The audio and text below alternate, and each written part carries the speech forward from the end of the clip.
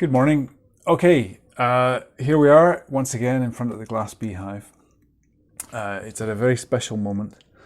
At about 9 o'clock this morning, it's swarmed. It's now 12 o'clock on the 10th of May.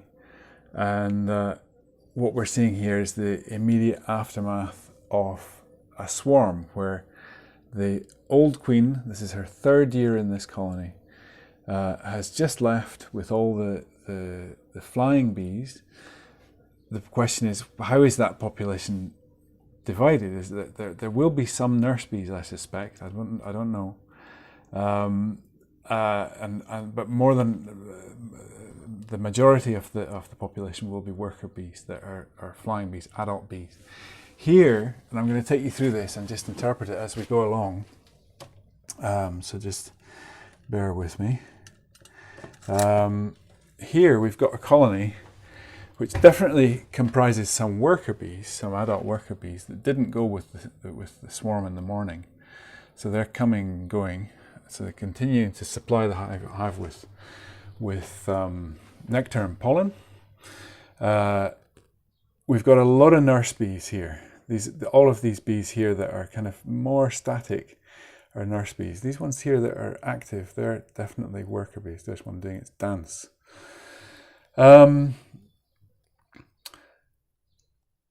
What we don't have is a queen, because the queens are in these cells. I've just spotted another one. I haven't even seen this one yet, but that's a queen cell there hanging down off the bottom of the frame. Hope that's staying in focus. They're still ready, still got a few days to go before they hatch. So that's interesting. That's something that I actually didn't know.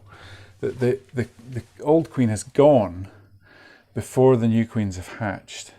And I didn't know that. I'm sure that's been documented. But yeah, what now doubts I'm having as a beekeeper is perhaps whether to open this and maybe select one or two cells that are good ones. I might even take the other cells out and incubate them in an incubator. But to reduce it to one cell, because I suspect that although the story goes that the first queen emerges and she immediately goes around and she kills all the other queen cells, which would be something interesting to watch, and I just leave them and let them do another thing. But I think what sometimes happens is that you get secondary swarms coming out of the hive because of these new queens that are emerging. So those are virgin queens that go off with a cluster of bees, and that would have the effect of depleting this hive considerably. So I'd like to avoid that. I'd like to maybe intervene and avoid that by nipping out a couple of these queen cells. But yeah, so there you go. That we've got this mixed population of some worker bees that have stayed with the hive, a lot of nurse bees who are not oriented to the hive, so they will have stayed here. I want to try and investigate that using marking techniques, mark bees, so we have bees of known ages, and we can see how they emerge, how their process of evolution goes on through the colony and its development. But there you go. That's a beehive that yesterday had roughly twice as many bees in it. Today it's still pretty populous, but a little bit different. They've got considerable resources. You can see here there's nectar, which they're accumulating. They've filled this frame in really a few days.